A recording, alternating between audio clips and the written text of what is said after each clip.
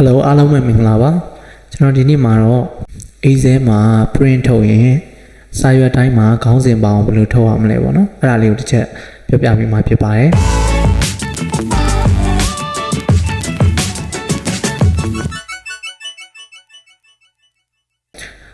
အဲ့လိုလုပ်ဖို့အတွက်ဆိုရင်ကျွန်တော်တို့ကဘယ်တွေကိုအရင်သွားရမလဲဆိုရင် page layout ထဲက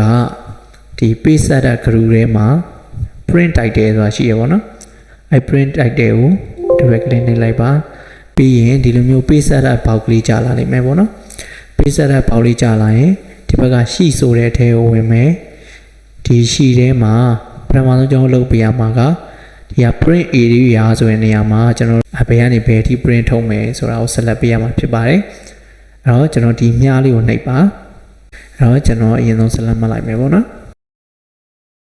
ကျွန်တော်ဒီလို select မှတ်ပြီးသွားတဲ့အခါမှာဒီမြားအောက်ဆိုင်တဲ့ပုံလေးကိုပြန်နှိပ်မယ်ပေါ့နော်တော့ဒီမှာ print area မှာ print ထုတ်ခြင်းနဲ့ဆဲခွက်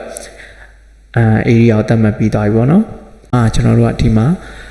row to repeat as dot ဆိုတာရှိတယ်ပေါ့နော်ကျွန်တော်တို့ထိပ်ဆုံးမှာအမြဲတမ်းပါခြင်းနေတဲ့ row ကို select မှတ်မှာဖြစ်ပါတယ်အဲ့တော့ကျွန်တော်တို့ကဒီမြားအပေါ်ထောင်းနေတာလေးကိုနှိပ်မယ်ပေါ့နော်နှိပ်ပြီးကျွန်တော်တို့အမြဲတမ်းဒီပါခြင်းနဲ့ပေါ့နော်ထိပ်ဆုံးမှာပါခြင်းတဲ့ row ကိုကျွန်တော်တို့ select မှတ်ပေးရမယ်အဲ့တော့ကျွန်တော်တို့ကဒီမှာဒီ row ပါခြင်းတာဖြစ်တယ်